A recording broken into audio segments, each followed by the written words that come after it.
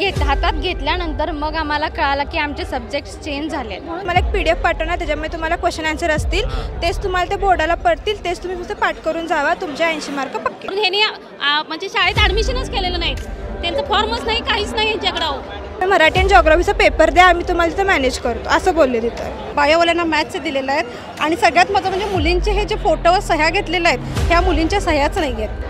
फक्त आणि फिक्त फी गोळा करण्यासाठी केलेला कार्यक्रम आहे साहेब हा। त्याचे सब्जेक्ट चेंज आहेत आणि हॉल तिकीटवर त्याचा फोटो पण वेगळा आहे आणि फोटो पण नाही, फोटो त्यांचे नाहीच, फोटो वेगळे दिलेले आहेत, हा माझा फोटो नाही आहे। ही म्हणजे शाळा म्हणजे नालायक। महिला तर एवढ्या चिडलेल्या होत्या की अक्षरशः त्यांना हाणायच्या मार्गाच्या होत्या। वर्ष पूर्णपणे वाया जाईल आणि एखाद्या मुलानं जर अशा टेन्शनमध्ये टोकाचं पाऊल उचललं तर त्याला जबाबदार कोण राहणार आहे? आणि सगळे विषय बदलले, मेन म्हणजे ते रिसिटच फेक आहे, फेक आहे, फेकच आहे, हे स्कॅनच होत नाही। मुलींचे फोटो वेगळे आहेत, सगळं वेगळं आहेत, विषय तर सगळे वेगळेच आहेत। वर्षभर 12वीच्या तयारीसाठी विद्यार्थी शाळेत येतोय, तो अभ्यास करतोय, रेग्युलर अभ्यास करून शिक्षकांनी जे सांगितलं अभ्यास करतोय आणि घरी जातोय, असं वर्षभर सुरू आहे। मात्र पेपरच्या आदल्या दिवशी पालक ज्यावेळी इकडे येतात त्यावेळी त्यांच्या हातात फक्त फी भरलेलं रिसीट आहे, मात्र ना त्याच्या पोराचं ॲडमिशन झालं आहे ना शाळेच्या मास्टरवर त्या पोराचं नाव आहे। असा धक्कादायक प्रकार कोल्हापूरच्या एका शाळेत घडला। मी त्याच शाळेच्या पटांगणावर उभा आहे, Vimala Goenka English medium school Kolhapur या शाळेत हा भीम पराक्रम केला आहे। इथलं प्रशासन आता खोली बंद करून आत आहे आणि आपल्या समोर जे दिसत आहेत ते ह्या विद्यार्थ्यांचे पालक आहेत। कुणाच्या रिसीटवर सह्या डुप्लिकेट आहेत, कुणाचा फोटोच वेगळा आहे, कुणाचे विषय बदलले गेलेत, असे एक ना अनेक प्रकार इथल्या विद्यार्थ्यांच्या बाबत घडलेले आहेत। मात्र याला जबाबदार कोण?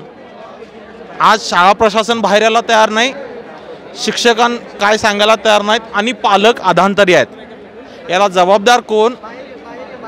प्रश्न अनुत्तरित आहे।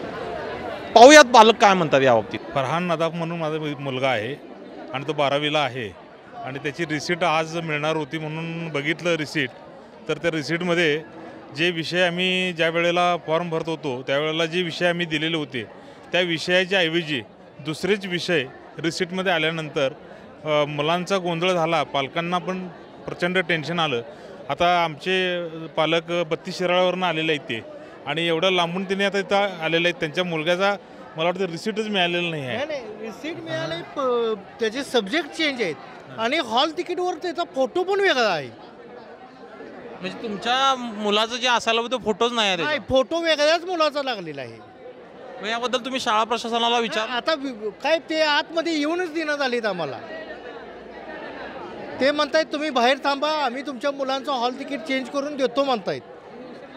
पण याला जबाबदार कोण असं वाटतं काय? आता याला शाळा प्रशासनच जबाबदार आहे, कारण तुम्ही फक्त फीसाठी आणि इतर गोष्टीसाठी फक्त फोन करताय, पण जर अशी जर चुका तुम्ही करत असाल तर मग मुलाचं वर्ष पूर्णपणे वाया जाईल आणि एखाद्या मुलानं जर अशा टेन्शनमध्ये टोकाचं पाऊल उचललं तर त्याला जबाबदार कोण राहणार आहे?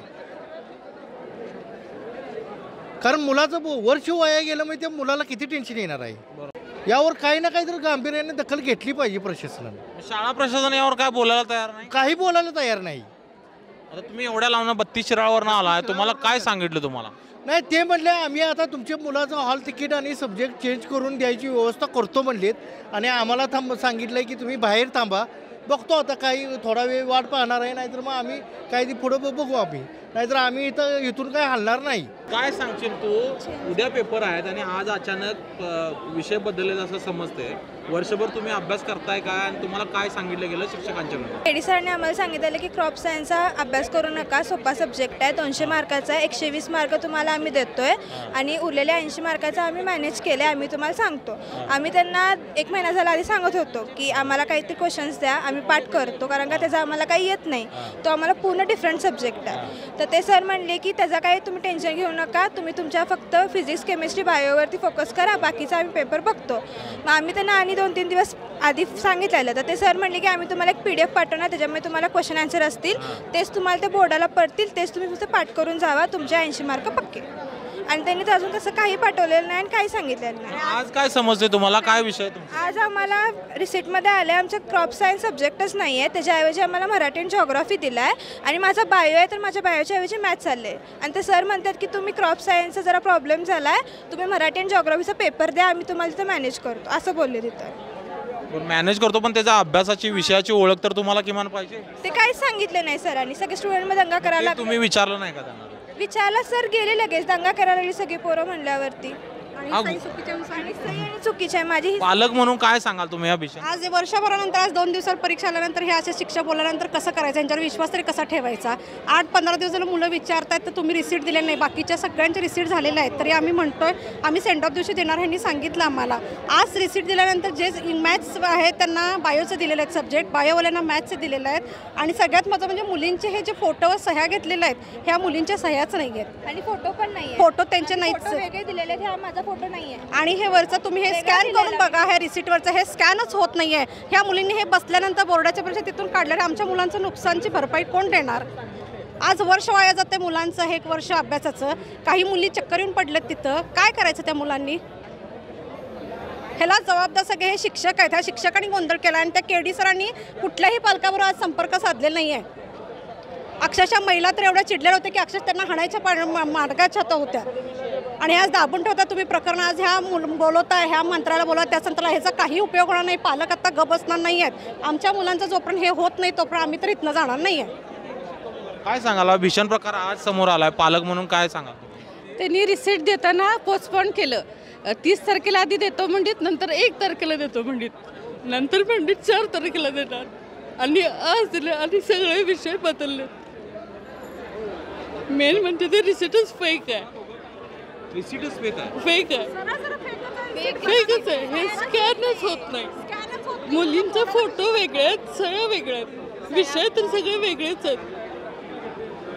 आता वर्षभर तुमची मुलगी प्रयत्न करते, यासाठी अभ्यास करते, पण आज हे समोर येते, काय याला काय मार्ग काढायचा?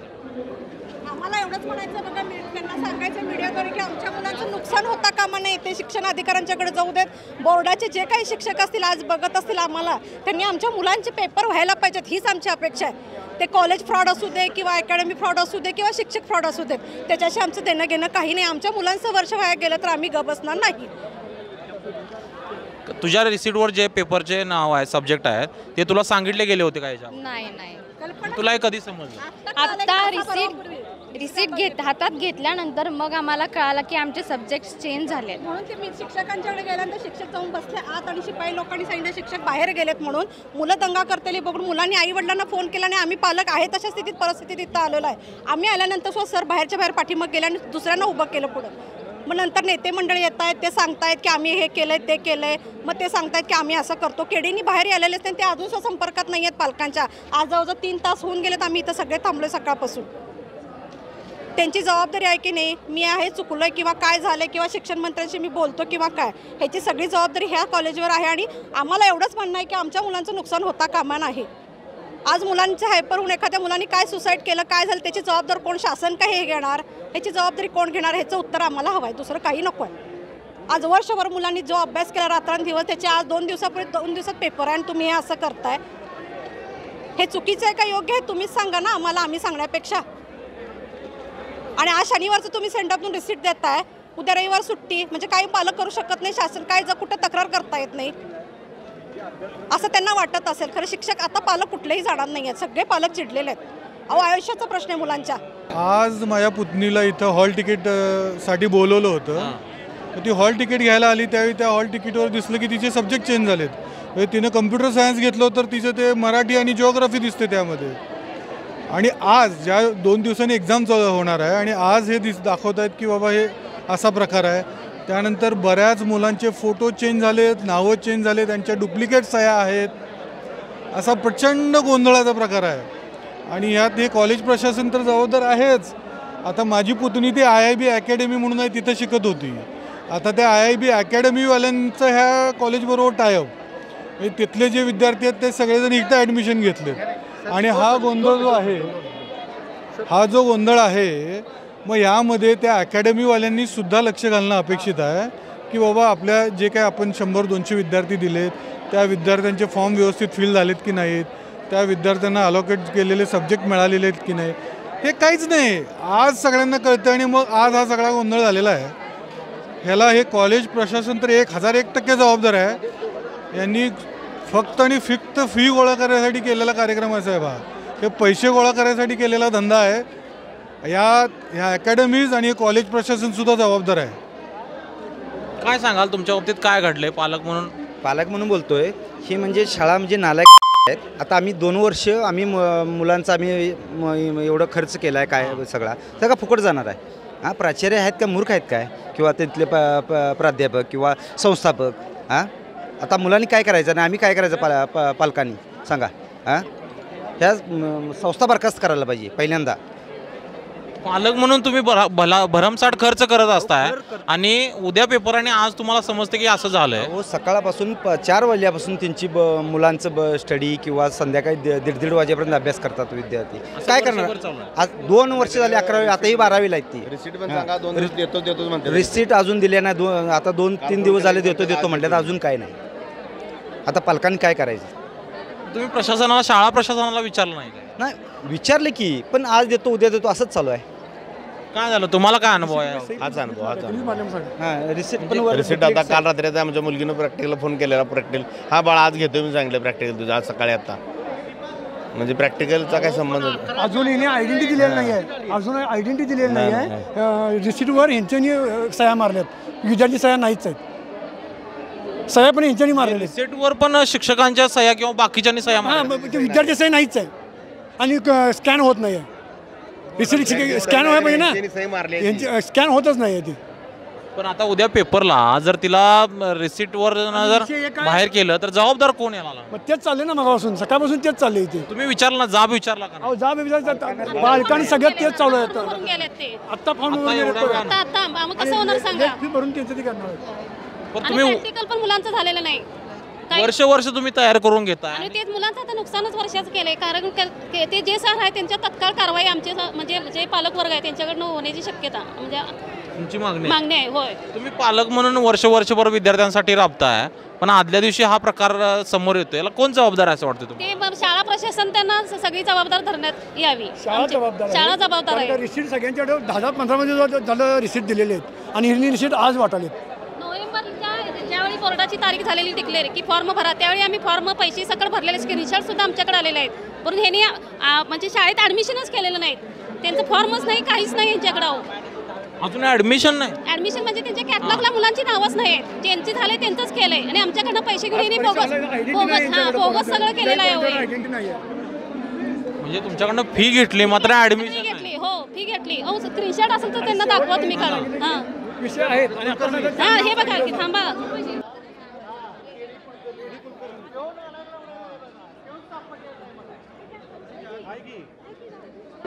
म्हणजे तुमच्याकडनं फी घेतली आहे. ऍडमिशनची फी घेतलेली आहे. बोर्डाची पण फी घेतली. बोर्डाची फी तुम्ही भरलाय ना ती दाखवा. स्क्रीनशॉट दाखवा त्यांना भरलेला. पण तरी पण तुमचं ऍडमिशन म्हणजे त्यांच्या कॅटलॉगला नाव आयडेंटिटी नाही नावं दिलेली नाही. हॉल तिकीटवर पण काहीच नाही बोर्डाचं. फक्त त्यांचा ग्रुप केलाय. हा बघा ग्रुप. म्हणजे हे सगळं वर्षभर व्हॉट्सअपवर ऑनलाईन मुलं आले की तुम्ही घरी जावा आज नाही असं उडवाडवीची उत्तरं दिलेली आहेत त्यांनी. मग वर्षभरांचं काय शाळेचं डॉक्युमेंटेशन. आमचं कसं होतं सर आम्ही नीटला मुलींच्यासाठी बाहेरले क्लासेस लावलेले. हे एक्सटर्नल कॉलेज दिलेले. मग एक्सटर्नल कॉलेजसाठी त्यांनी बुधवार आणि शनिवार हा दिवस दिलेला होता. मग प्रॅक्टिकल त्याशी व्हायचे. मग हे काय आमचं आम्ही करतो तुम्ही फक्त या सांगितलं. इथं आले की मुलांना तुम्ही घरी जावा आमचं आम्ही देतो सगळं. आणि प्रॅक्टिकल ह्यांचा मागच्या सोमवारपासून मुलं येतात. थोड्या मुलांचं झालं थोड्या मुलांचं पण हे झालेलं आहे.